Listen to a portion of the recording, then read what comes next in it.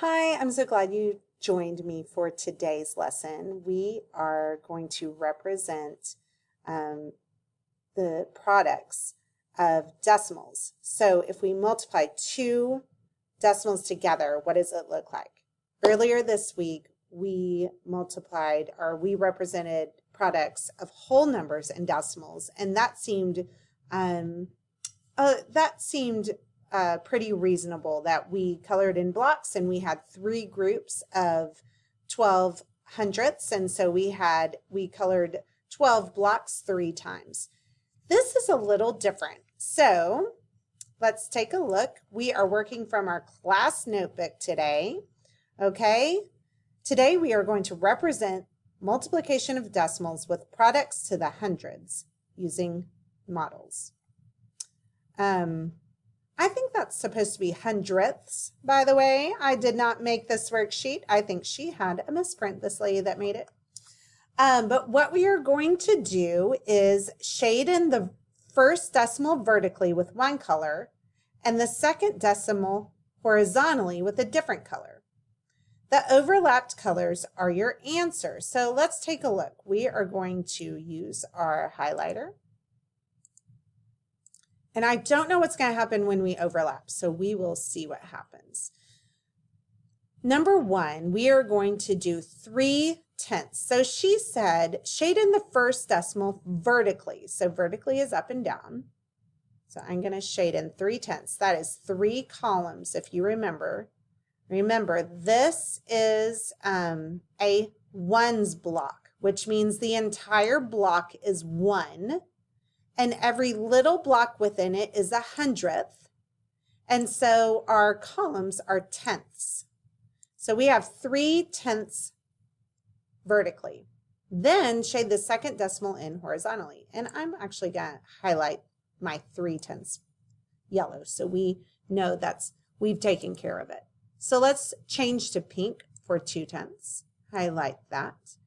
And it says to shade the second decimal horizontally. So I'm going to shade in 2/10 horizontally.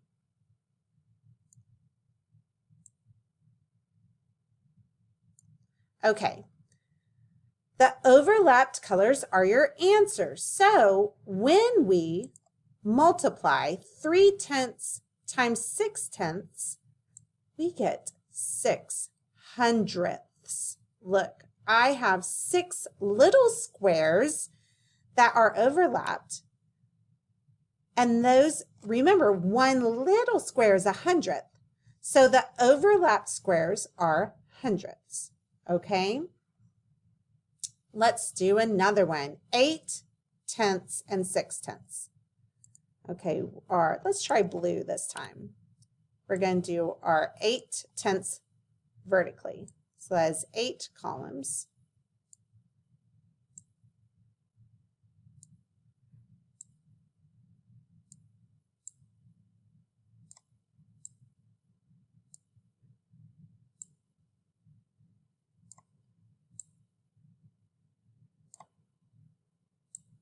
One more. Ooh, it's going to be a good one. Oh, perfect.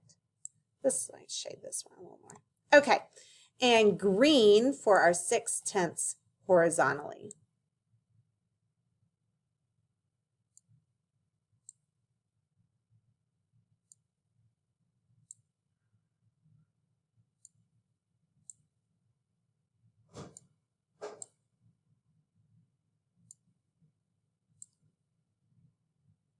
Okay, so, and it says that our answer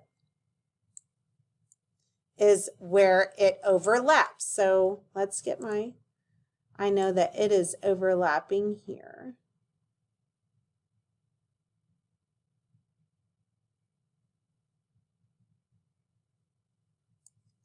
And I have 1, 2, 3, 4, 5, 6, and 8.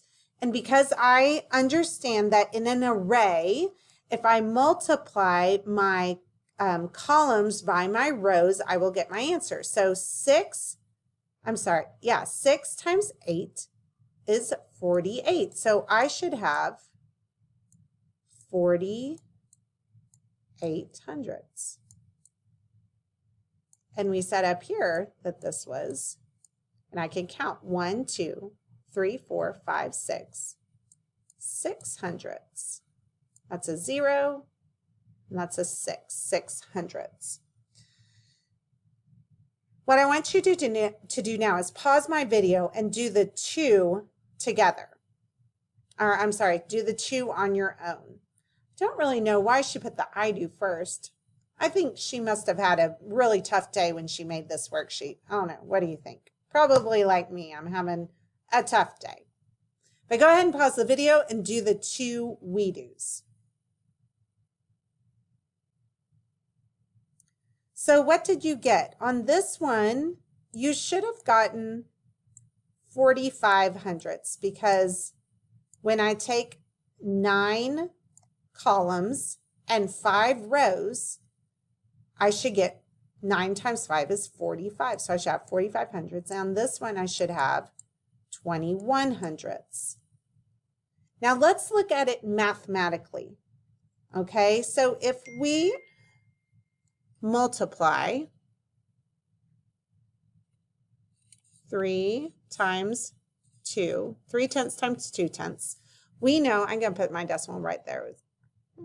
It's kind of messing up on me. Let's try again.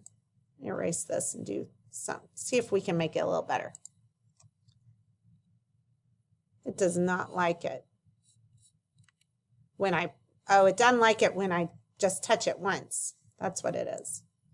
When we multiply 3 tenths times 2 tenths and we stick to our steps that I told you, we know we ignore the decimals first, then we multiply. So I would just multiply 3 times 2 and I would get 6. And then I asked you to highlight our places behind the decimals. So that would be 1 and 2. 2 places, right? So step 4 is to highlight the same number of places in your product starting on the right-hand side. Well, I've started on the right-hand side with the 6, and here's 1, but I don't have another place. I'm going to have to add a 0 right here. And then I always put my decimal on the other side of that last highlighted number or digit. Okay, let's look at one of the ones you were supposed to do. Let's do 3 tenths times 7 tenths. Well, let's ignore the decimals and just multiply. 3 times 7 is 21. Then step 3, highlight each factor, each digit past the decimal for every factor in your problem. So I have 1 here and 1 here. That's 2. So starting on the right-hand side, I'm going to highlight the same number of places. 1, 2. That would be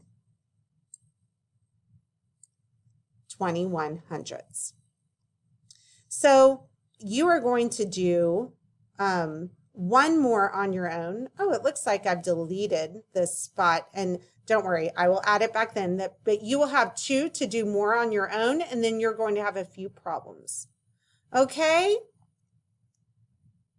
Y'all have a great time.